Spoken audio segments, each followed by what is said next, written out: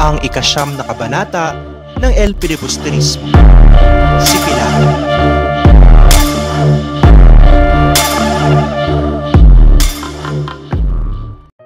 Ang kwento ay tumatalakay sa kasawian ng isang pamilya pinagdudusahan ng mga pag-uusig at hindi pagkakapantay-pantay sa lipunan. Nang kumalat ang balita tungkol sa pagkakidnap kay Kabisang Tales, ang reaksyon ng mga tao ay iba-iba.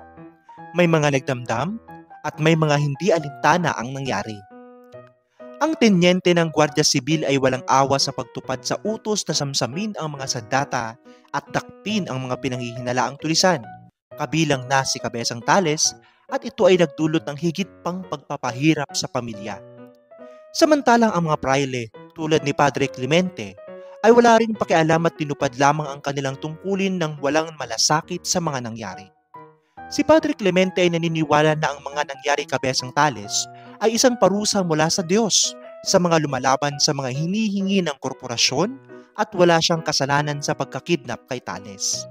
Sa kabilang banda, si Hermana Pensiang, ang matandang pinaglilingkuran ni Huli, ay labis na nag-alala tungkol sa kasalanan ni Huli at ang kanyang kaluluwa.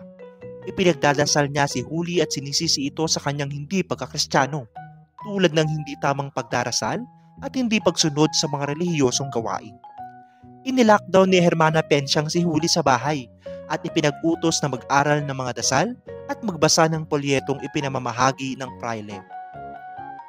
Si Basilio, ang kasintahan ni Huli, ay nagpunta sa Maynila upang mag-ipon ng pera para matubos si Huli. Ngunit si Hermana Pensiang, na naniniwala na ang mga kabataang nag-aaral sa Maynila ay nawawalan ng kaluluwa, ay ipinagpatuloy ang pagpapabasa kay Huli ng mga polyeto at pinilit siyang magsimba sa kumbento upang mailigtas sa kasalanan. Samantalang ang mga praile ay nagdiriwang dahil nanalo sila sa usapin at nakontrol ang bukirin ni Kabisang Tales.